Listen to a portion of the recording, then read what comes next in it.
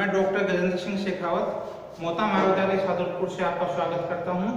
अपन मानव भूगोल और मानव भूगोल में चौथी इकाई पढ़ रहे थे और चौथी इकाई का ये लास्ट टॉपिक है मानव या जनसंख्या का स्थानांतरण या प्रवास।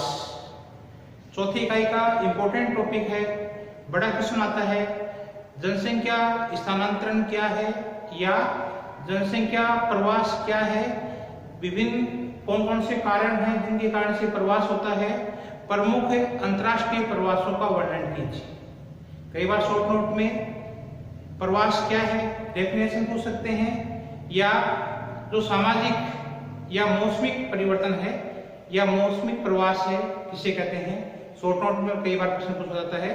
तो अपन आज पूरा डिटेल से मानव प्रवसन, मानव प्रवास, मानव का स्थानांतरण किसे कहते हैं, कितने प्रकार का होता है, किन किन कारणों से होता है, और अंतरराष्ट्रीय विभिन्न प्रकार के प्रवास है वो कहाँ कहाँ हुए, और जो सामाजिक प्रवास है और जो सामयिक प्रवास है, मौसमिक प्रवास है, दैनिक प्रवास है, वो कैसे होता है, कहाँ कहाँ होता है, उसकी इस टॉपिक में चर्चा करेंगे।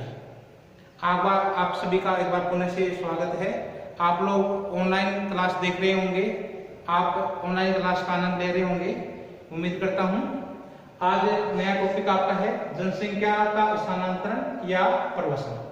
पहले इसका अर्थ समझते हैं, क्या होता है प्रवसन, प्रवास, माइग्रेशन क्या चीज है। तो किसी व्यक्ति विशेष या समुदाय विशेष का देशांतरण या भौगोलिक या स्थान संबंधित आवागमन को ही साधारणतया क्या कहा जाता है, प्रवास या प्रवसन, माइग्रेशन कहा जाता है। किसी व्यक्ति विशेष का हो सकता है, समुदाय का हो सकता है, देशांतरण एक देश से दूसरे देश में, एक स्थान से दूसरे स्थान पर, भौगोलिक या स्थान संबंधित आवागमन जो होता है उसको साधारण भाषा में अपन प्रवास, प्रवसन, माइग्रेशन, इसे कई सारे नाम है। इसको स्थानांतरण भी कहा जाता है, प्रवसन भी कहा जाता है, प्रवास भी कहा जाता है, प्रवसन भी इसी का नाम है, प्रवसन भी कहा जाता है। लोगों का एक स्थान से दूसरे स्थान पर जाने की जो प्रक्रिया है ये प्रवास कहलाती है। लोगों का या एक स्थान विशेष से लोगों का दूसरे स्थान पर जाने की जो प्रक्रिया है ये साधारण भाषा में प्रवसन या प्रवास कहलाती है। मानव एक सामाजिक प्राणी होने के साथ साथ एक गतिशील प्राणी है। मानव क्या है, एक सामाजिक प्राणी है और सामाजिक प्राणी होने के साथ साथ में एक गतिशील प्राणी भी है। अतः प्राचीन काल से ही विभिन्न जो सामाजिक कारण है, आर्थिक कारण है, राजनीतिक कारणों के दुष्प्रभाव से प्रभावित होकर एक स्थान विशेष से दूसरे स्थान विशेष की ओर प्रवास करता रहा है। मानव भी क्या है कि विभिन्न प्रकार के राजनीतिक कारण हो सकते हैं, ये कारणों की चर्चा अपन बाद में करेंगे, उसमें बताएंगे आपको। प्राकृतिक कारण से, आर्थिक कारण से, सामाजिक सांस्कृतिक कारण से या राजनीतिक कारणों के दुष्प्रभाव से प्रभावित होकर मानव एक स्थान से दूसरे स्थान की ओर प्रवास करता रहा है। इस कारण से क्या है कि प्रवास से एक स्थान से दूसरे स्थान पर जाने की जो प्रक्रिया है वो आपका क्या कहलाता है, प्रवास कहलाता है। अब प्रवास की अलग अलग भूगोलविदों ने, अलग अलग सामाजिक संगठनों ने प्रवास क्या है, स्थानांतरण क्या है, इसकी अलग अलग परिभाषा दी है। तो पहली परिभाषा आपकी है संयुक्त राष्ट्र संघ यूएनओ के अनुसार प्रवसन क्या है या प्रवास क्या है? तो प्रवास यूएनओ के अनुसार प्रवास क्या है? प्रवास एक प्रकार की भौगोलिक या स्थानिक, प्रवास एक प्रकार की भौगोलिक या स्थानिक परिभाषिता है जो एक भौगोलिक इकाई से दूसरी भौगोलिक इकाई के मध्य देखने को मिलती है। प्रवास की परिभाषा में एक भौगोलिक इकाई से, एक भौगोलिक इकाई से दूसरे भौगोलिक इकाई के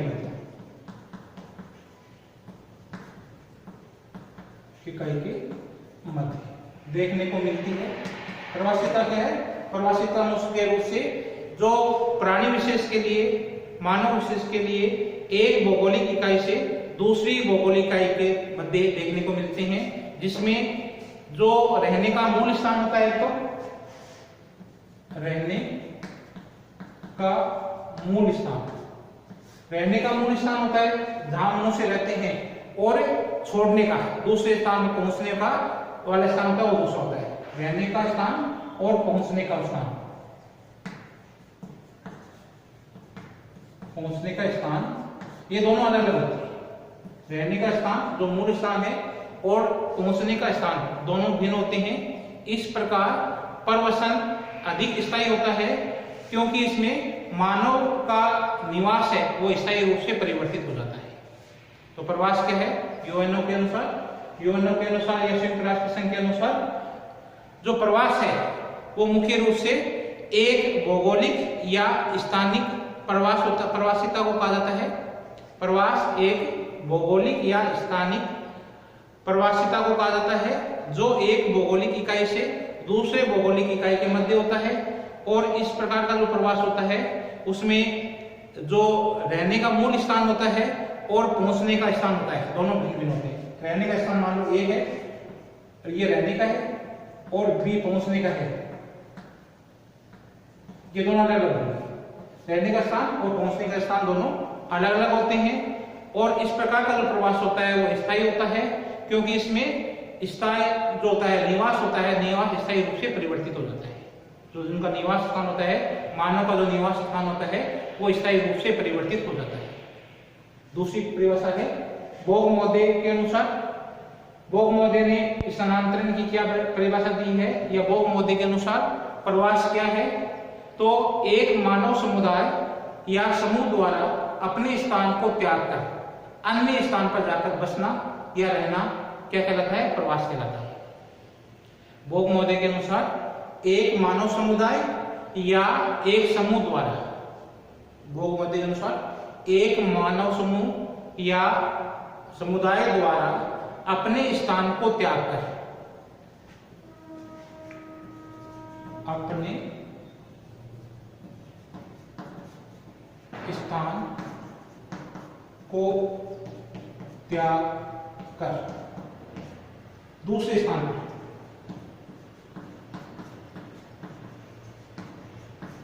पर रहना या बसना क्या कहलाता है? प्रवास कहलाता है। प्रवसन भी कहते हैं। तो इसमें क्या बोग महोदय के अनुसार क्या है? एक मानव समुदाय या समूह द्वारा अपने स्थान को त्याग कर किसी अन्य स्थान पर जाकर रहना या बसना प्रवास या प्रवसन कहलाता है। बोग महोदय ने किसी व्यक्ति या परिवार के पूर्णतया आवासित या सामाजिक परिवर्तन को ही प्रवास में सम्मिलित किया है। बोग महोदय ने किसी व्यक्ति या उसके परिवार के पूर्णतया आवासित, वहां जाकर बसने को पूर्णतया आवासित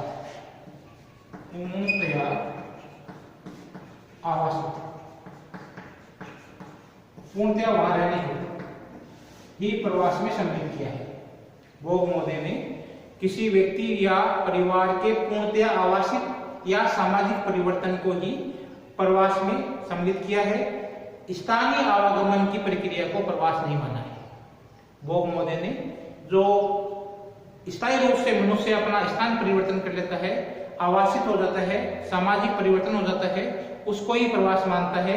स्थानीय आवागमन को प्रक्रिया को सम्मिलित नहीं करता है। आवास में स्थानीय आवागमन को प्रवास में सम्मिलित नहीं करता है। कौन? भोग महोदय। किसकी परिभाषा है? भोग महोदय। भोग महोदय है वो स्थानीय आवागमन को प्रवास में सम्मिलित नहीं करता है। अब एक प्रवास के रूप मुख्य रूप से क्या है कि किसी स्थान विशेष में रहने वाला मनुष्य समुदाय द्वारा एक स्थान से दूसरे स्थान पर जाने की प्रक्रिया है। उसमें दो प्रकार की प्रक्रियाओं का संचालन करता है या दो प्रकार की प्रक्रियाएं होती है। जब कोई स्थान विशेष में रहने वाला मानव है, यह समुदाय है, एक स्थान विशेष से दूसरे स्थान पर जाने में दो प्रक्रियाओं का संचालन करता है। तो ये प्रवास मुख्य रूप से क्या है कि प्रवास के दो रूप हैं या दो प्रक्रियाओं का संचालन करता है। मनुष्य जब एक स्थान से दूसरे स्थान पर जाता है तो दो प्रक्रिया अपनाता है, दो प्रक्रियाओं का संचालन करता है। एक उत्प्रवास करता है और दूसरा आप्रवास करता है। दो प्रक्रियाओं का अनुसरण करता है, संचालन करता है। इसे प्रवसन के दो रूप कहते हैं, प्रवसन के से रूप भी कहते हैं। दो प्रक्रियाओं का संचालन करता है मनुष्य जब एक स्थान से दूसरे स्थान पर जाकर रहने लग जाता है तो दो प्रक्रियाओं का संचालन होता है। इन्हें प्रवसन के रूप कहा जाता है। मुख्य रूप से क्या है कि ये दो रूप कौन कौन से हैं? उत्प्रवास, जिसको कहते हैं इमाइग्रेशन। इमाइग्रेशन या उत्प्रवास क्या होगा? जिस स्थान विशेष को छोड़कर मानव या व्यक्ति विशेष दूसरे स्थान पर प्रवास कर जाता है तो उस स्थान विशेष को उत्प्रवासिता मनुष्य कहा जाता है। उदाहरण के लिए भारत के बहुत सारे भारतीय परिवार हैं, वो परिवार सहित या अकेले श्रीलंका है, दक्षिण अफ्रीका आपके है, दक्षिण पूर्वी एशिया के अन्य देशों में जाकर स्थायी रूप से आवासित हो गए। तो अतः ये लोग क्या कहलाए? भारतीय उत्प्रवासी कहलाए। जिस स्थान विशेष से लोग स्थानांतरण करके जिस स्थान विशेष पर चले जाते हैं तो जहां छोड़ते हैं उस स्थान के लिए वो क्या हो गए? उत्प्रवासी। उत्प्रवासी क्या है? उत्प्रवास में स्थान विशेष को छोड़ते हैं। जैसे मान लो कोई ये व्यक्ति है, ये भारतीय है, ये भारत को छोड़ दिया और दूसरे देश में जाएगा तो भारत के लिए क्या हो गया? ये उत्प्रवासी हो गया। तो इस उत्प्रवासी क्या हुआ? जिस स्थान विशेष को छोड़कर कोई व्यक्ति या मानव समुदाय दूसरे स्थान की ओर प्रवास कर जाता है, जिस स्थान विशेष को छोड़कर दूसरे स्थान की ओर प्रवास कर जाता है तो उस स्थान विशेष के लिए उसे उत्प्रवासी मनुष्य कहा जाता है। उस स्थान विशेष के लिए उसको क्या कहा जाएगा? उत्प्रवासी कहा जाएगा। जैसे भारतीय लोग हैं, उदाहरण के लिए भारत के बहुत सारे परिवार के लोग हैं, अनेक परिवार भारतीय लोग हैं जो परिवार से या अकेले श्रीलंका, दक्षिणी अफ्रीका, दक्षिणी पूर्वी एशिया, कहाँ गए? श्रीलंका, दक्षिणी अफ्रीका या अन्य दक्षिणी पूर्वी एशिया, यहां पर चले गए। भारत के लोग हैं, भारतीय लोग, ये लोग छोड़ के क्या गए? भारत से छोड़ के कहां गए? श्रीलंका है, दक्षिण अफ्रीका है और दक्षिण अफ्रीका, आपके दक्षिण अफ्रीका है, दक्षिण पूर्वी। मानव स्थानांतरण का दूसरा पक्ष है आप्रवास।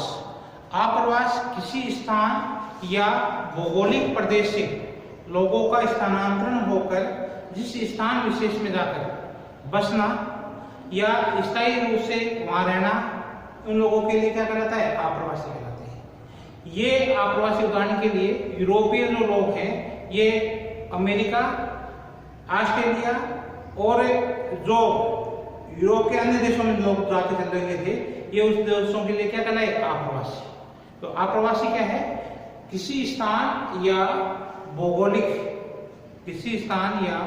भौगोलिक प्रदेश से लोगों का स्थानांतरण होकर जिस स्थान में आकर ये लोग बस जाते हैं तो उस स्थान विशेष के लिए ये लोग क्या कहलाते हैं? आप्रवासी लोग कहलाते हैं। उदाहरण के लिए जितने भी जो यूरोपीय महाद्वीप के लोग हैं वो अमेरिका, अफ्रीका, ऑस्ट्रेलिया आदि में आकर रहने लगे, अतः इन देशों को लोगों को क्या कहा जाता है? आप्रवासी लोग कहा जाता है। उदाहरण के लिए है ए स्थान मान लो, ये है यूरोपीय लोग।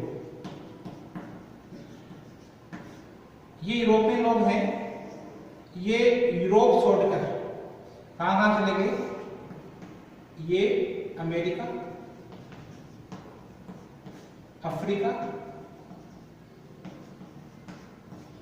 ऑस्ट्रेलिया। तो आप्रवास क्या है? इस यूरोप को छोड़कर अमेरिका अन्य देशों में जाकर बसना, और यहां पर इन लोगों को क्या कहा जाएगा? आप्रवास। जब कोई स्थान, किसी स्थान या भौतिक प्रदेश से लोग स्थानांतरित होकर, भौतिक प्रदेश से लोग स्थानांतरित होकर जिस स्थान विशेष में जाकर वहां बस जाते हैं, ये यहाँ स्थान विशेष में आके क्या गए? बस गए। तो यहाँ स्थान विशेष में ये लोग क्या कहलाएंगे? आप्रवासी। तो जितने भी जो यूरोपीय लोग हैं, ये अमेरिका, अफ्रीका, ऑस्ट्रेलिया, इसमें जाकर यहाँ आकर ये रहने लगे, तो इन लोगों को क्या कहा जाएगा? इन देशों में, अमेरिका में, अफ्रीका में और ऑस्ट्रेलिया में, इन्हें आप्रवासी लोग कहा जाएगा। अतः इन लोगों को, जो ये अमेरिका है, अफ्रीका है, ऑस्ट्रेलिया में, इन लोगों को आप्रवासी लोग कहा जाता है। आप्रवास में और आपका क्या है? उत्प्रवास में थोड़ा अंतर है। उत्प्रवास में स्थान विशेष को छोड़ेंगे, तो वहां उन लोगों को जहाँ ये स्थान, जिस देश को छोड़ देंगे, जिस स्थान को छोड़ देंगे, वहां उन देशों के लिए क्या हो गए? उत्प्रवासी हो गए। और जिस देश में आके बस जाते हैं, रहने लग जाते हैं, उन देशों के लिए क्या कहलाएंगे? आप्रवासी। तो भारतीय लोग श्रीलंका गए, तो भारतीय लोग क्या कहलाए? उत्प्रवासी। और जहाँ यूरोपीय लोग, यहाँ से यूरोपीय लोग उत्प्रवासी हो गए, और ये अमेरिका, अफ्रीका और ऑस्ट्रेलिया में आके रहने लगे, तो इनको क्या कहलाया जाएगा? यहाँ पर कहलाया जाएगा आप्रवासी। जिस स्थान विशेष को छोड़कर, जिस स्थान विशेष में या जिस देश विशेष में जाकर ये लोग बस जाते हैं, रहने लग जाते हैं, तो उस देश के लिए क्या हो गई? ये अमेरिका के लिए, अफ्रीका के लिए आप्रवासी। यूरोपीय लोग हैं, स्थान विशेष छोड़कर दूसरे देश में गए और वहां जाके स्थायी रूप से रहने लगे, तो ये स्थान विशेष में इनको आप्रवासी कहा जाएगा। जितने भी यूरोपीय देश हैं, उससे अमेरिका में, अफ्रीका में, ऑस्ट्रेलिया में ये लोग आकर बस के, स्थायी रूप से बस के, अतः ये लोग क्या कहलाए? आप्रवासी लोग। अब अपन मानव का स्थानांतरण है प्रवास की परिभाषा, स्थान या स्थानांतरण के प्रवास के रूप पढ़ लिए। अब मानव प्रवास के पक्ष, तो मानव प्रवास के पक्ष हैं जिसमें अपन जनसंख्या क्या है का इतिहास, स्थानांतरण का इतिहास है, ये काफी प्राचीन है। प्रारंभिक हिम युग से लेकर आज तक मानव है ये लगातार निरंतर प्रवास करता रहा है, लेकिन इसमें समय अवधि के अनुसार स्थानांतरण करने वाले लोगों की संख्या, स्थानांतरण की अवधि, स्थानांतरण के लिए चुने जाने वाला स्थान आदि में अंतर पाया जाता है। स्थानांतरण का इतिहास है ये काफी प्राचीन है, काफी प्राचीन काल से स्थानांतरण मानव द्वारा होता रहा है, एक स्थान से दूसरे स्थान पर मानव जाता रहा है। प्रारंभिक हिम युग से लेकर वर्तमान समय तक लगातार क्या है कि मानव प्रवास करता रहा है, एक स्थान से दूसरे स्थान पर जाता रहा है, लेकिन ये विभिन्न समय अवधियों में जो स्थानांतरण हुआ है उसकी संख्या, उसका समय अवधि, उसका क्या है कि विभिन्न क्षेत्र पक्ष है, स्थान की अवधि है, विभिन्न कारण हैं जिनके कारण से क्या है, अलग अलग कारण है जिनके कारण से लोग एक स्थान से दूसरे स्थान पर जाता है, उसमें दूरी में अंतर आता है, संख्या में अंतर आता है, अवधि में अंतर आता है, आ जाता है। ठीक है। अब क्या है कि जनसंख्या की वृद्धि है या ह्रास, प्रगति अथवा अवनति भी प्रवास को, माइग्रेशन को, स्थानांतरण को प्रभावित करती है। यूरोप के जो लोग हैं, वो जो यूरोप के भी मुख्य रूप से जो आपके रोम के लोग हैं, यूरोप के उत्तरी भाग में जाना, रोम के लोग हैं ये यूरोप के उत्तरी भाग में।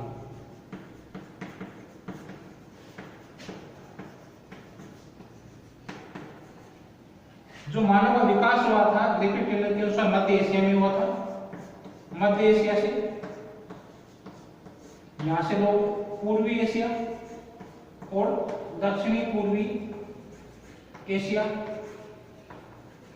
यहां पर लोग चले गए। इसी प्रकार से यूरोप से अमेरिका,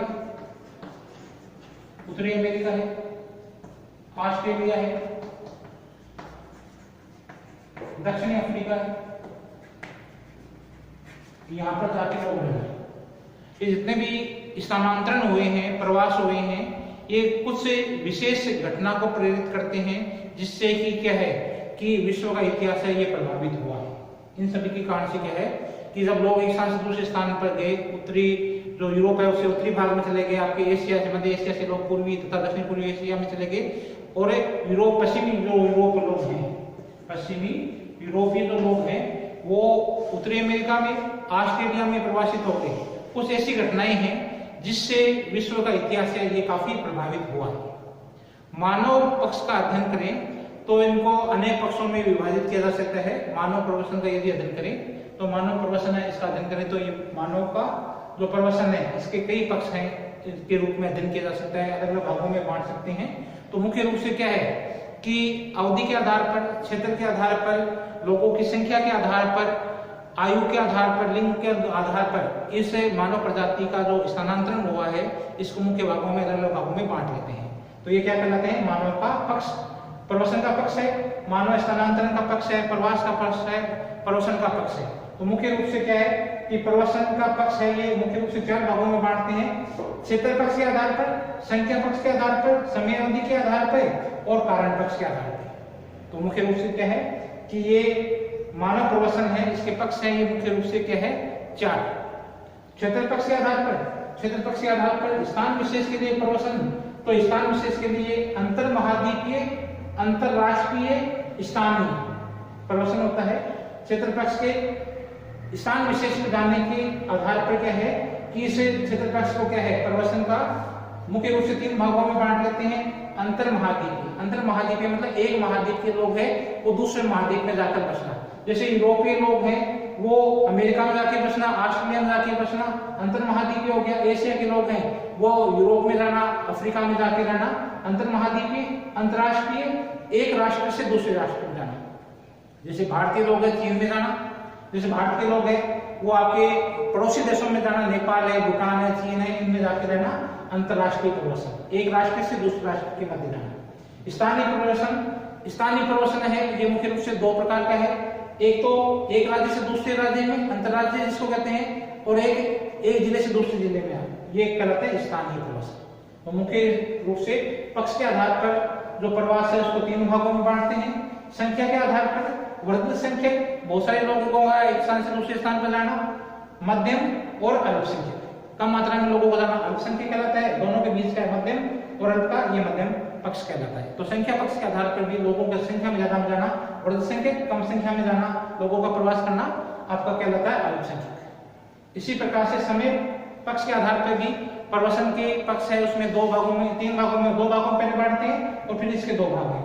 तो समय पक्ष के हिसाब से अपन जो प्रवसन है उसको 2 रूपों में बांटते हैं, पहला स्थायी रूप से और दूसरा अस्थायी रूप से। स्थायी रूप से एक स्थान को छोड़ेंगे और दूसरे स्थान पर जाके स्थायी रूप से बस जाएंगे, ये कहलाता है आपका स्थायी। जब ए स्थान से लोग छोड़कर बी स्थान पर चले जाते हैं और ए स्थान पर वापस कभी नहीं आते हैं, बी स्थान पर स्थायी रूप से रहने लग जाते हैं, इस प्रकार का प्रवसन कहलाता है स्थायी प्रवसन। अस्थायी प्रवसन भी है, ये 2 प्रकार का है अस्थायी प्रवसन, जिसमें दीर्घकालीन और सामयिक।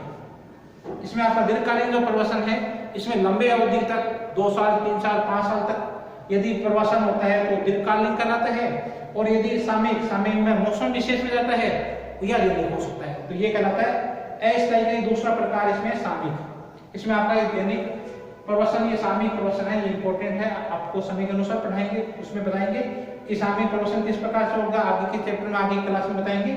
मौसमी या दैनिक प्रवसन, तो ये क्या सब है समय पक्ष के आधार पर। और इसमें चौथा जो पक्ष है वो सबसे इंपॉर्टेंट है कारण पक्ष। कारण पक्ष के आधार पर भी प्रवसन को मुख्य रूप से अपन क्या है कि 4 भागों में बांटते हैं। प्राकृतिक कारण से, जब प्राकृतिक कारण से लोग हैं एक स्थान से दूसरे स्थान पर चले जाते हैं, प्राकृतिक कारणों में आपके जलवायु में परिवर्तन हो सकता है, बाढ़ या नदी अपना मार्ग परिवर्तित कर लेती है, ज्वालामुखी की क्रिया या भूकंप की क्रिया होती है या सूखा के कारण से लोग जब एक स्थान से लेकर दूसरे स्थान पर जाते हैं तो इस प्रकार का जो प्रवासन होता है वो प्राकृतिक कारण से होता है। वो प्राकृतिक कारण से लोग एक स्थान से दूसरे पे जाते हैं, ये प्राकृतिक कारण कहलाते हैं। आर्थिक कारण भी इंपॉर्टेंट है, जिसमें रोजगार के लिए लोग क्या है कि एक स्थान से छोड़ के दूसरे स्थान पर जाते हैं अपने आय कमाने के लिए, अपने व्यवसाय के लिए, रोजगार के लिए। जब लोग एक स्थान से दूसरे स्थान पर जाते हैं तो ये आर्थिक कारण कहलाता है। सामाजिक और सांस्कृतिक कारण से भी लोग एक स्थान से दूसरे स्थान पर जाते हैं, जिसमें धर्म के प्रचार के लिए है, आत्मिक शांति की खोज के लिए, स्वास्थ्यवर्धक स्थानों पर बसने की इच्छा, ये आपके सामाजिक और सांस्कृतिक कारणों के अंतर्गत सम्मिलित करते हैं। और चौथा आपका है राजनीतिक कारण। राजनीतिक कारण में क्या है कि एक देश से दूसरे देश से आक्रमण कर देता है, जब इस स्थान दूसरे स्थान पर छोड़ देते हैं। किसी देश को गुलाम बनाने के लिए दूसरे देश से ब्रिटिश लोग हैं, उन्होंने अलग अलग देशों में अपने उपनिवेश बसाए। और बलात्कार स्थानांतरण में जबरदस्ती एक स्थान से लोगों को उठा के दूसरे स्थान पर ले जाना, ये कहलाता है बलात्कार स्थानांतरण। जबरदस्ती लोगों को एक स्थान से दूसरे स्थान पर ले जाना। तो ये जितने भी कारण हैं ये आपके राजनीतिक कारण के अंतर्गत आते हैं। तो मुख्य रूप से ये कारण पक्ष में अपने प्रवास के पक्ष में लिखेंगे तो पक्ष में मुख्य रूप से क्या है कि क्षेत्र पक्ष के आधार पर, संख्या पक्ष के आधार पर, समय पक्ष के आधार पर और कारण पक्ष के आधार पर चार मुख्य भागों में अपन प्रवास को बांटते हैं। और चारों का अपन इसमें मुख्य रूप से जो आपके पढ़ने के लिए आपको इम्पोर्टेंट है उसमें एक तो अंतर्राष्ट्रीय प्रवासन सबसे इम्पोर्टेंट है। विश्व में कहाँ कहाँ अंतर्राष्ट्रीय प्रवासन हुआ, उदाहरण सहित वर्णन कीजिए। ये क्वेश्चन आपको बहुत बार आता है। समय पक्ष या समयावधि के आधार पर, और दूसरा एक कारण पक्ष, किन किन कारणों से ये प्रवास होता है, मुख्य क्या कारण है जिनके कारण से प्रवास होता है।